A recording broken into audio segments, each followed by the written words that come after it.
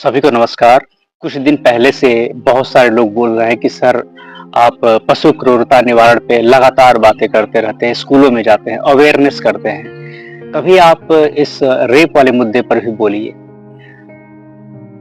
उस पर candle march निकालिए। हालांकि बहुत सारे संगठन कैंडल मार्च निकालते हैं और सरकार को आगाह करते हैं, संज्ञान में भी लेते हैं कि आप इस तरह की घटनाओं को ध्यान में रखिए और इस तरह की बर्बरता क्रूरता ना हो उसके लिए उनको अवगत कराया जाता है।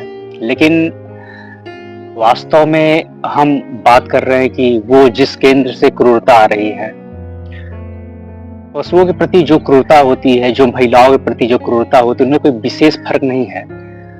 मामूली सा फर्क आपको नजर में आ जाएगा, लेकिन जब आप बात करेंगे तो देखेंगे कि वो जिसका केंद्र है, जिस केंद्र से सब चीजें आ रही है, सब एक ही होता है। और हम सिर्फ कैंडल मार्च निकाल करके इन समस्याओं का अंत नहीं कर सकते हैं। हम सबको पता है कि जो ये रेप की घटनाएं होती है उसमें उसके बहुत सारे कारक होते हैं। एक तो इंसान जो विपरीत लिंगी होता है, जैसे फीमेल है, उस पर डोमिनेट करना चाहता है। अब वो क्या है कि उस पर शक्ति प्रदर्शन करना, फिर उसका रेप करना, और कभी उसकी अनियंत्रित इच्छा होती है रेप की, वासना की, उसको तृप्ति करना चाहता है। ऐसे उसके मानसिक स्वास्थ्य होते हैं जो खराब रहते हैं, उसकी वजह से रेप होते हैं। शराब के नशे में रेप होते हैं। ऐसे तमाम उसके कारक हैं जिसकी वजह से रेप की घटनाएं होती रहती हैं। और जब फीमेल अपोज करती है, जब बचना चाहती है, तो व्यक्ति और क्रूर होता है। तो रेप की घटनाओं में अक्सर ये देखा गया कि जब रेप होता है, लड़की अगेंस्ट में जाती है, तो अब पुरुष का जो भावसीपन होता है, जो जानवरपन होता है, वो जाग जाता है और फिर रेप तक ही नहीं जाता, फिर इसको मार डालता है लड़की को बुरी तरीके से।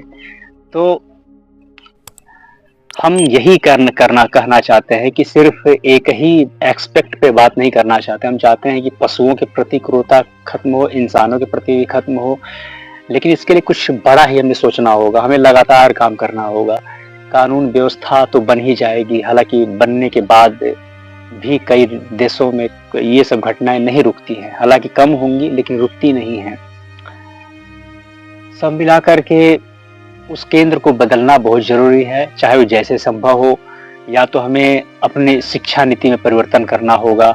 हमें जैसे बोला था संगति का प्रभाव, तो संगति का प्रभाव तो ही पड़ेगा जब शिक्षा ही आपके अंदर वैसी हो, और शिक्षा ऐसी हो कि लगातार इंसानों को वैसा डोज दिया जा सके जिससे कि उनके व्यक्तित्व का निर्माण हो, चरित्र का निर्माण हो।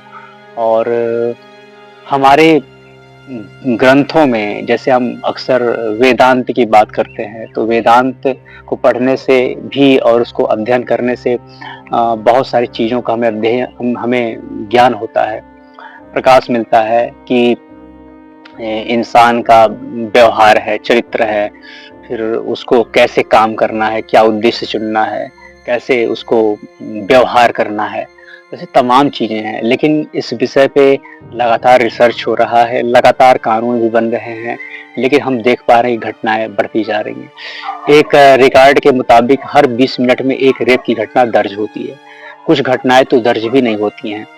तो क्या बताएं, 72 रोज रेप होता है जिसको दर्ज किया जाता है। मतलब ऐसे देखा जाए तो मेरे हिसाब से सैकड़ों रेप रोज हो रहा है।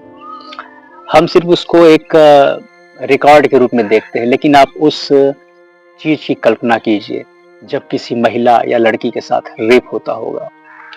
पहले तो उसके अंदर वो भय का आतंक और वो माहौल होगा। वो देख रही है कि अनेक लोग उसके साथ रेप करने वाले हैं, वो भयभीत है, डरी हुई है, लड़ रही है, वो अपने कमजोर भी पाती है। फिर उसके जिस्म को नोचा जाता है, उस समय उसकी क्या हालत होगी। मतलब उसकी अंतरात्मा फट जाती होगी। मतलब वो उसका हृदय चित्कार रहा होगा कि कितनी दुखद घटना, कितनी भयावह घटना उसके साथ हो रही है। उसका इज्जत तार तार हो रहा है, वो अपनी नजरों में गिरी हुई है, उसको ऐसा महसूस हो रहा है। एक तो वो डरी हुई है, सहमी हुई है, दूसरा उसकी आबरू लुट रही है, वो ऐसा समझ रही है। फिर अंत में उसको ये लगता है कि अब उसको मारा जाएगा, यानी उसको मौत के घाट उतारा जाएगा, क्योंकि सब सारे बहसी, जो सारे जितने भी हैं वो बहसी हो गए, दरिंदे हो गए, जानवर हो गए। तो अब वो क्या करेंगे कि रेप के बाद भी वो नहीं थमेंगे, अब उसको मारेंगे। उसको महसूस भी हो रहा है कि अब इसको मार दिया जाएगा। तो लड़की तीन तीन क्या कई भाव महसूस करती है, डर का, आतंक का, उसकी इज्जत जा रही वो उसको भी महसूस करती है, आबरू को लूटते हुए महसूस करती है। फिर अंत में उसको लगता है कि अब उसको मार दिया जाएगा, तो उसको जान जाने का भय भी रहता है। तो हम देख पाते हैं कि सिर्फ एक ही घटना नहीं हो रही, उस लड़की के साथ कई घटना हो घट रही है एक समय में। वो कई तरह के भयानक भाव से गुजर रही है। तो एक रिकॉर्ड नहीं है, एक वेदना को महसूस कीजिए कि कितनी खतरनाक, दर्दनाक, भयावह घटना उस लड़की के साथ घट रही है।